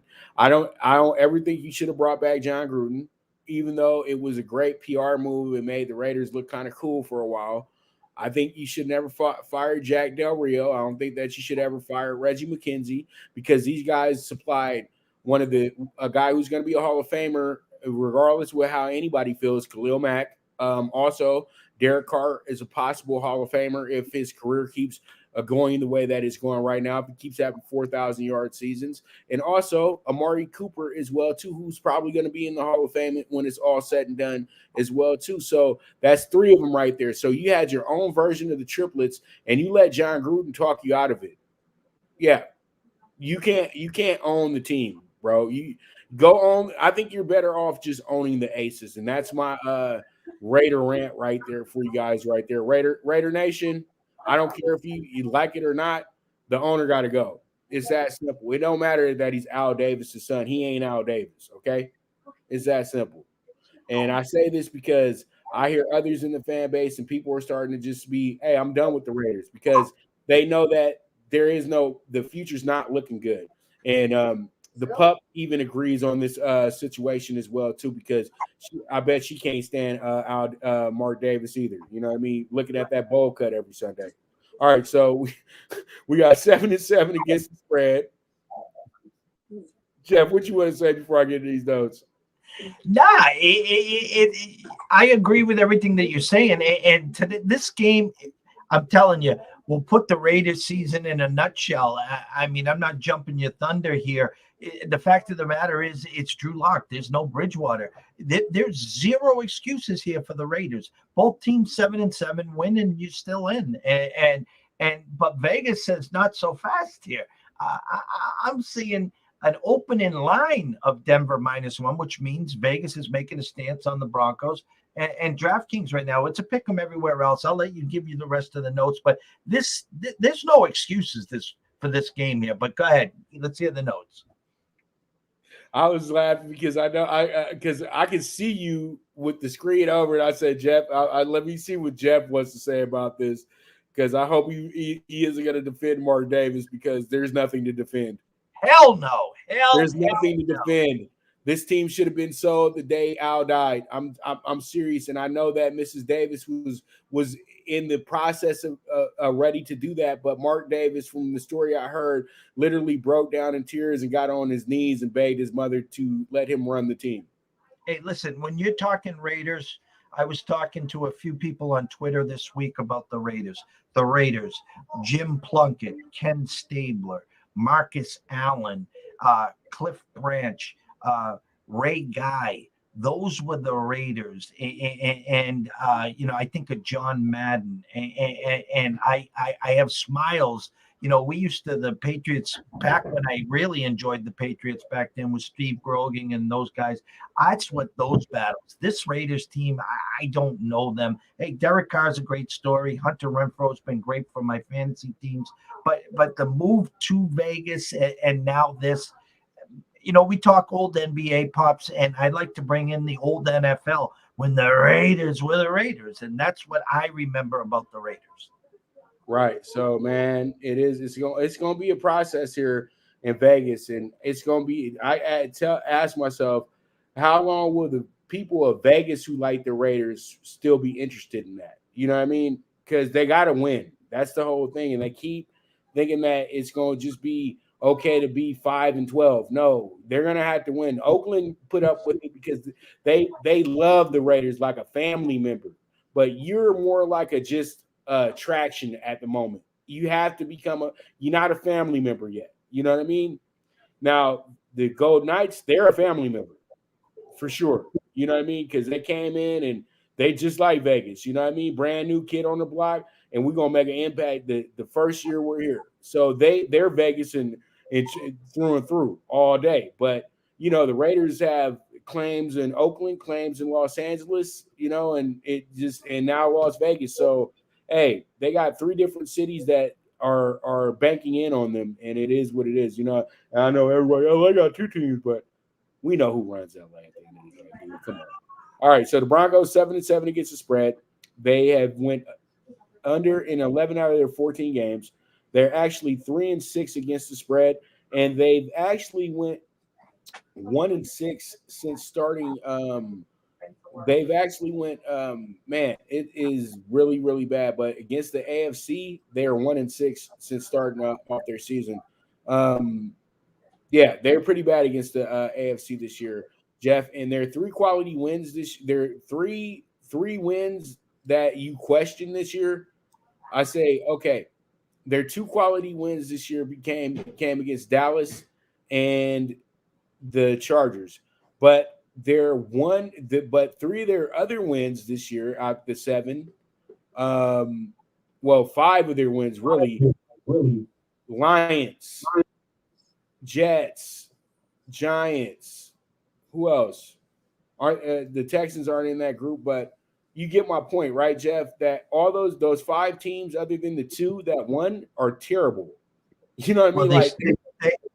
They started 3-0. They opened up at the Giants, then they went to the Jags, and then they came home to the Jets. Those were their first 3 games. So that's 3 teams that are all drafted in the top 10, right? Then you got the Lions that they just recently beat. And then you have, who else did they beat in this process to get to where they got to get to right now? Just name that team for me. Well, their signature win was at Dallas. Right. And their other best win was against the Chargers. Now, when you look at who they played this year and who they've won against and who they've lost against, their 7 losses all come against teams that are in the playoff or in the playoff hunt. Now, against the division this year, the Broncos are 1-2 and straight up, and then they've went under in 2 out of their 3 games. Now, they went under in 7 out of these 9 games this year. against the AFC, and they're 3-3 on the road. And they have, and like I said before, they've went under in 5 out of those 6 games on the road as well too this year. Now the Raiders are different. I think the Raiders, when you look at quality of wins, the Raiders got about 4 of them. You know what I mean? And they're against teams that are all in the playoff hunt as well too. A lot, you know, the Raiders wins are really thorough, good wins. You know what I mean? And their losses aren't bad losses either. They didn't. The only bad loss they had this year was against the Bears. That's it. And they're 5-9 against the spread. They're 7-7 when it comes to the over and under. This is the reason why they're in the 8 hole now. They're 5-4 straight up versus the AFC. They're 3-6 against the spread. They've went over in 5 out of those 9 games. They actually were 3-1 at one point at home. Now they've lost the last 3 in a row. They're 3-4 straight up, 2-5 against the spread, and they've went over in 4 out of those 7 games. And against the division, they're 1-3 against the spread and straight up, and 3-1. They went over in 3 out of their 4 games. And their win in their game against the Broncos the week of firing John Gruden, they went out there and absolutely had themselves a game, probably their most complete game of the season on the road, beating them 34-24 in the process in a game where the Broncos were the favorite. I love the Raiders in this spot. I think that the Raiders get this win right here, put themselves at 8-7, and then the rest of the season, it's up to them to win. Because they got 2 games coming up against 2 teams that are sitting in the wild card spot right now. You got the Colts next week, and you finish up with the Chargers at home. You got to win, but first you got to win this Denver game. I think they win the Denver game, but then what happens is they split these last 2 games of the season and barely miss the playoffs. You know, I just say Jekyll and Hyde, both teams. A game where you could see Cincinnati jumped out early last week against Denver. A line that Denver was -3, which kind of surprised the hell out of me. A Vegas team that everyone, in my eyes, there's no way they should have beat the Browns, and they did. I'm just going to take a swing here with Denver. I think Vegas has been real bullish on this team, and here they are at 7-7, and I know it's locked. I think defensively they got to slow down Vegas, and I think offensively, whether it's Williams, whether it's Gordon, get some things done down the field. I think Tim Patrick is sneaky this week. Jerry Jeudy was a no-show last week. For some reason, I just lean Denver here. The under-over is 41.5, 42. I see it 21-20, Pops. Late field goal, 21-20. We took the money line here, Pops. All right, and you know what, and Jeff, I know what you're thinking with this game too, brother. You're thinking about what Locke did to the Raiders last time they went head up in a game that really mattered, and you know the boy took care of business that day. So I'm not like everybody else. I haven't thrown Locke away. I think that he's still a pretty decent quarterback, and I really don't know why they didn't go with him as a starter. I know that Teddy Bridgewater was more trustworthy, but I still think that they're 7-7 with Locke as the quarterback, to be honest with you, because the defense has been carrying these guys all year long, and we both know that. All right, so we move on. Steelers and Chiefs. This one should be another good one as well, too. You have the Steelers coming in here as a plus 300. Chiefs are minus 375, 7.5 point favorite as well, too. Over under 44.5 coming into this game. So when I look at this one, I tell you to myself, you have the Steelers team that really needs to win in this game. You have a Chiefs team that's overdue for a loss. Literally, their loss was supposed to come last week, but I'm just going to keep kicking that dead horse, but the Chargers coach didn't want to let them lose. Okay, he wanted to make sure that Andy Reid buys his breakfast over at Waffle House when they had the coaches retreat or something. You know, the AFC West coaches retreat. None of us know about. You know what I mean? I guess that's where they pre-plan the season. Only one not invited is whoever's coaching the Raiders. All right, so preach it. So we have the Steelers with the 6-8 against the spread. We have the Steelers under 9 out of their 14 games this season. Now against the AFC, they are 5-4 straight up, 6-3 against the spread, and they've went under 6 out of those 9 games. When it comes to being a road team this year, they're under 500 at 2-4, but they're 3-3 against the spread. And then when it comes down to the over and under, they are split in that category as well. Now, the Chiefs come into the game 7-7 against the spread. They've split the over and under this year as well, too. Now, when it comes down to playing the AFC, same record, 5-4. And this is a team that actually started off, Jeff, 1-4 against the they actually started off pretty bad against the AFC, to be honest with you, this season. That's where pretty much all their losses came from this year as well, too. Those 4 losses in the first 6 weeks of the season. Now, they're 4-5 against the spread. They still haven't caught all the way up because there was a lot of games they didn't cover. And then you also have this team going over in 5 out of their 9 games, and they're 6-2 straight up at home, and they've won their last 5 in a row after a 1-2 start at home, which is very unfamiliar of the Chiefs, but that's what happened this year. They did start off the season 1-2 at home, so it is what it is. And then they were also able to go ahead and go 4-4 against the spread as well too. And then they've went under in 5 out of their 8 games. Now, I think that this one is the game where the Steelers have probably their best game of the year, or they duplicate the same exact thing they did in the Buffalo game to start the season. And I'm not saying that they win the game, but I'm saying that this game is going to be close, Jeff. It's going to be really close. And I think this is going to be like one of Roethlisberger's last hurrahs, where it's like, I'm the old sheriff in town, and there's a new sheriff in town, and I'm going to have to show the new sheriff in town before I ride off in the sunset what it is to be, what it is, and what it takes to become an old sheriff. And I'm taking it Steelers +1. I'm going to give some quick breaking news before I give you my side. Good news for you in LA. The Rams are activating Cam Akers. So Akers is back. I think it'd be a slow process to get him game ready in the next couple of weeks for their playoff push. But that's big news. And also in the Miami-New Orleans game, Ian Book will now be the starting quarterback for the Saints, as Simeon out and Hill has gone on the COVID list. So that line has gone from New Orleans to -3.5 to the Dolphins -2 or 1.5. So that's some breaking news there. As for this game, this line was 10, and now COVID has struck Kansas City pretty bad. I know Travis Kelce and Tyreek Hill and a whole bunch of others are on the list, but I think they're all vaxxed, so they need 2 negative tests.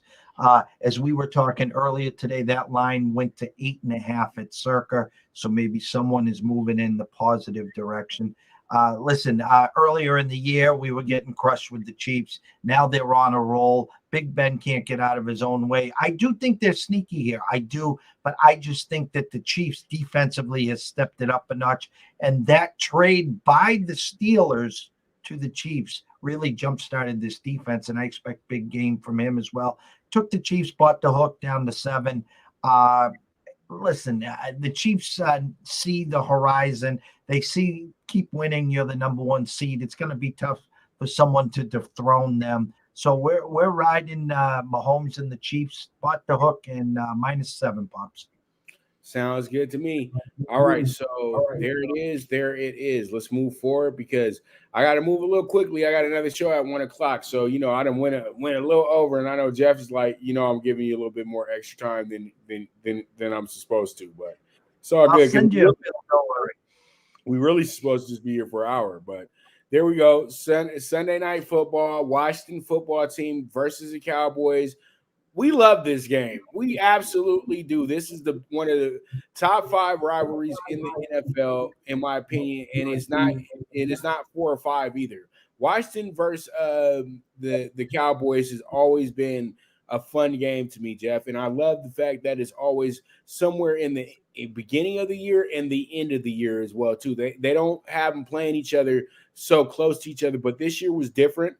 They actually have them playing twice in December, which is very rare with the the team formerly known as the Redskins and the Cowboys. And pretty much this was the most gimmicky rivalry in the NFL as well too. So that's why it's so fun to watch. Cowboys versus Indians, right? It's Cowboys versus the Redskins. So this is literally what people used to watch in the 1950s and 60s on TV. Not the football game, but that was TV. Most people who are past, I say 50, 60 years old, that was their Saturday morning cartoon.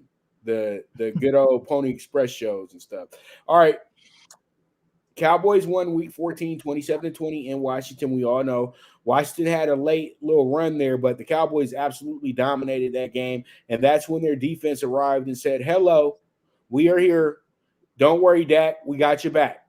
So you have Washington coming in this game, 5-9 against the spread. They've went under an 8 out of 14. Now they're straight up, 5-4 straight up versus the NFC. And also when it comes down to the spread, they're 4-5 versus the NFC. And then when it comes down to the over and under, they went over in 5 out of their 9 games. Now on the road, they are 3-4 against the spread and straight up. But when it comes down to the over and under, they went over in 4 out of 7 of those games. Now, when I look at the Cowboys numbers, this is why I have them picked as my Super Bowl representative in the NFC, Jeff. 11-3 against the spread on the season, but they're 10-4 on the year, right? Straight up.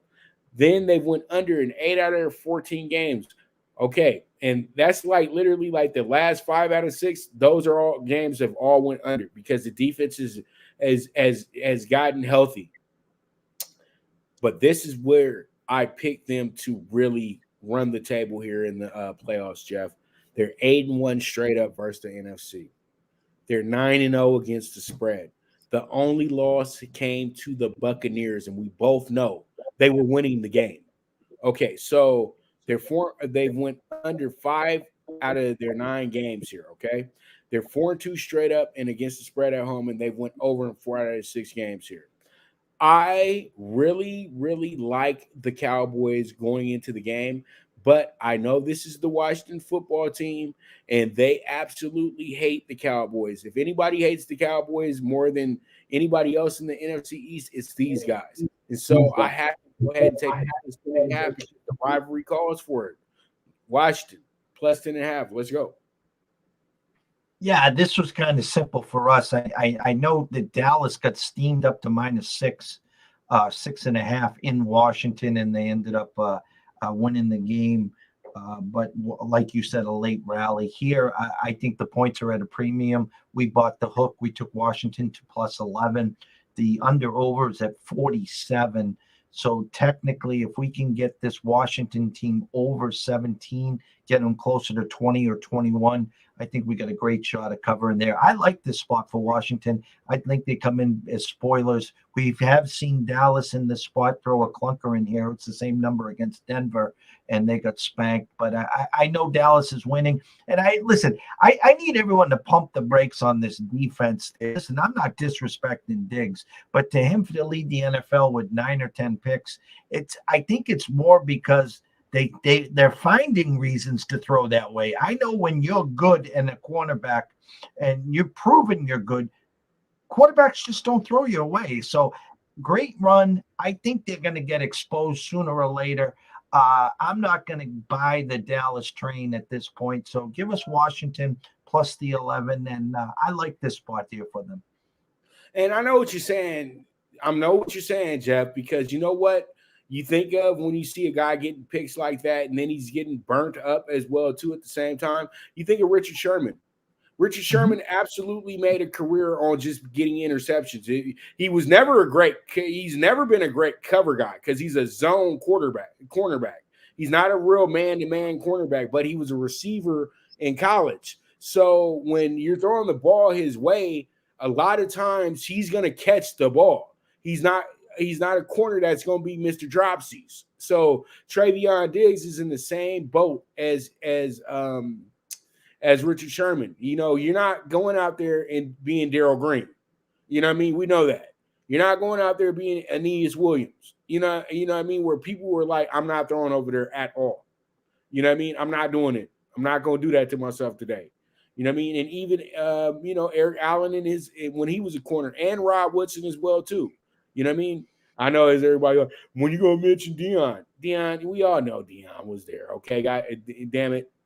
But he don't always have to worry. There's only one Revis Island. Right. There's only one, Revis Island. And Revis's knees, his legs gave out on him. So that's why you can always say, okay, what happened to Revis? But Revis, we will never doubt that he's going to the Hall of Fame. No. Ever.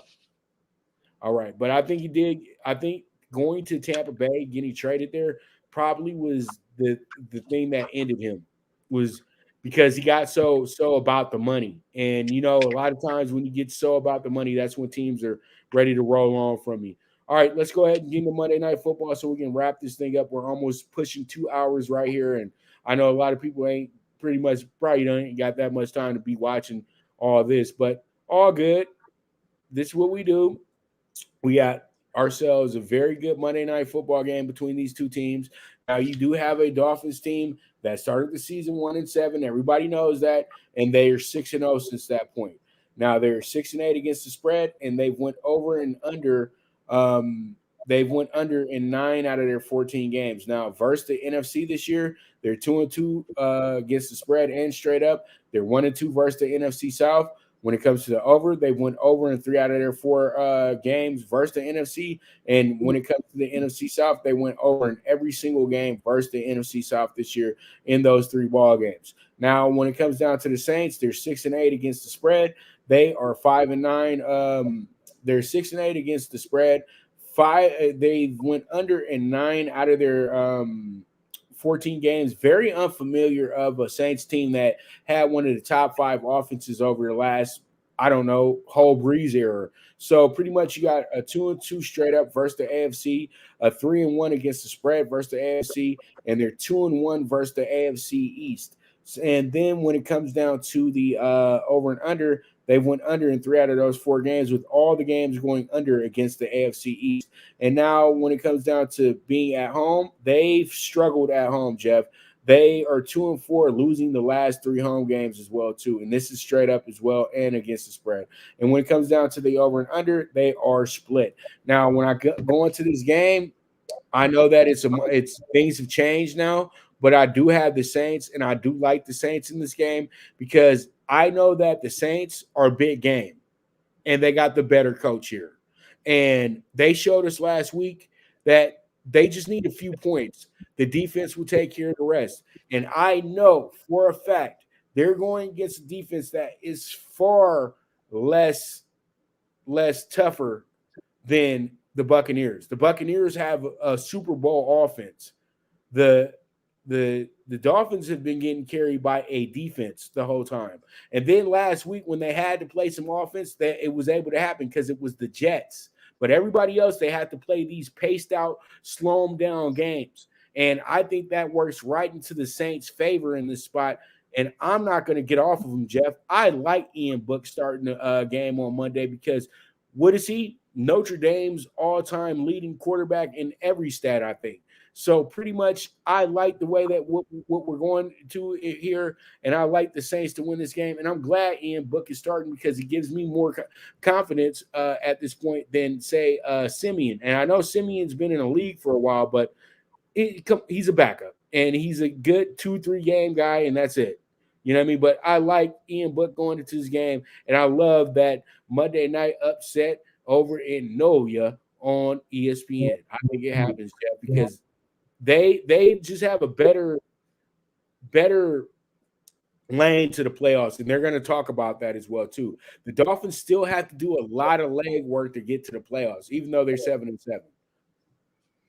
Yeah, I mean now the Dolphins, instead of sneaking in as 3-point dogs, and we were on the money line there plus 130. So you got to get that now because now they're favored. But I'm just looking at this, so the Pats play the Bills, right? The Pats are 9-5. The Pats win, they win the East, and they basically now are the Bills would be 8-7, and when the Dolphins win, they would then be 8-7, and the Pats play the Dolphins either next week or the last game of the year. I know they got Jacksonville and the Dolphins up. So my point is they've won 6 in a row, and I was real high on this Dolphin team preseason. You can go back to our shows and on Flores. I liked which way they were going. They just got off to such a horrendous start. Tua hurt, Tua not hurt, Tua hurt, Tua not hurt. Offensively challenged, defense stunk. And now all of a sudden they've won 6 in a row. And this is the spot now. You're now favored to win against Ian Book on prime time. So this will show me exactly where Brian is and the rest of this team is. I'm sticking with them. If you can still get the Dolphins plus 160 and you book sleep and get it, run to the window. This is your Christmas present from ECSI to you.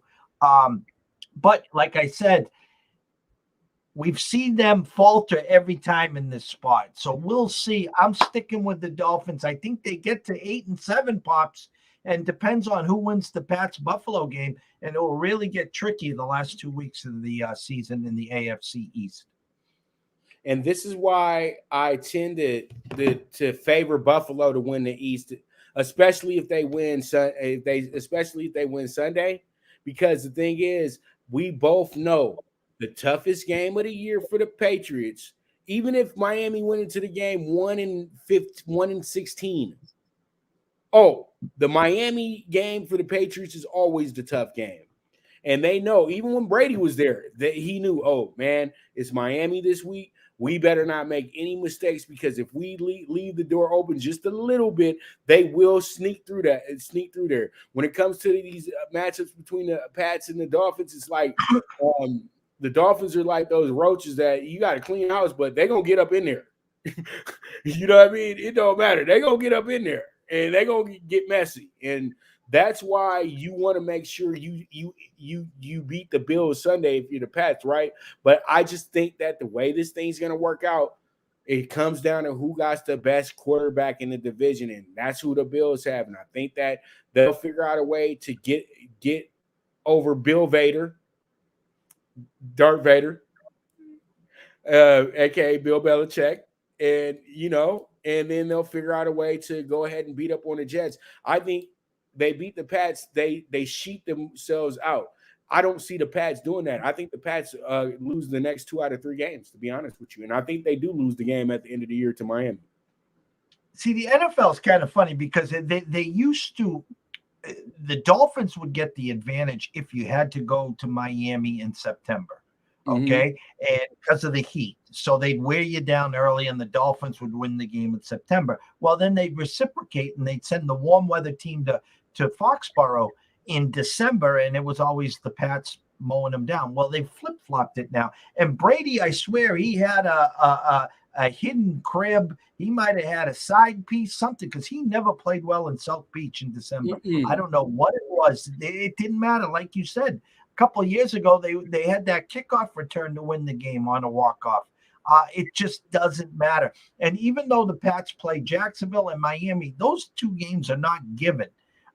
So it will be interesting.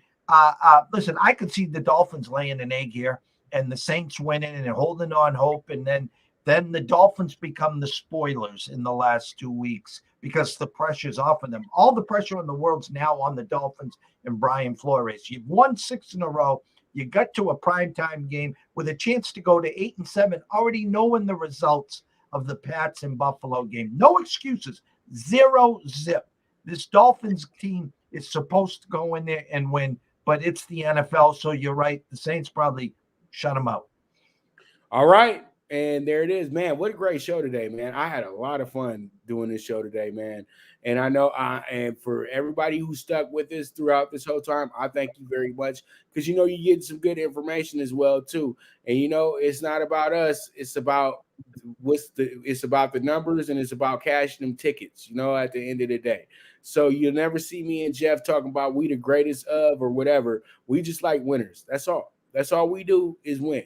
So with that, I'd like to thank my co-host so much for being so helpful. And before I let you go, I want to wish you a Merry Christmas as well, too. I'll see you next week so I can wish you Happy New Year's then. But I would like to wish you and your beautiful family a Merry Christmas. And I hope everything works out for you guys. And I hope all the little kids get everything that they asked for. It's been a great run, week 16 already. And again, a very Merry Christmas to you and your family. Hopefully you get some nice warm weather. I know you're excited because the horse tracks are reopening and, you'll be horsing around and cashing some tickets over there. Always, always, always say hi to my lovely friend Christina when you do see her. Tell her not to be a stranger as well. But everyone watching, listening, want to thank you all. We got one more week before the new year, 2022, and that's what we're all about: marathons. And, stay positive and test negative. How's that sound, Pops? That sounds good to me, sir. So you guys have, as usual, it's beautiful being able to get you guys this info and everything like that. Well, next week, we'll be back for week 17, and, man, I cannot wait. So you guys, once again, Merry Christmas to you guys. Enjoy your weekend.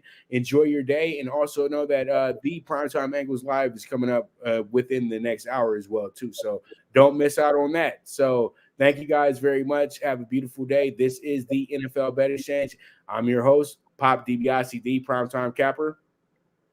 And I am the co-host, Jeff Dawson, East Coast Sports Investors. The Don of Cape Cod. And you guys have a beautiful day. We bid adieu.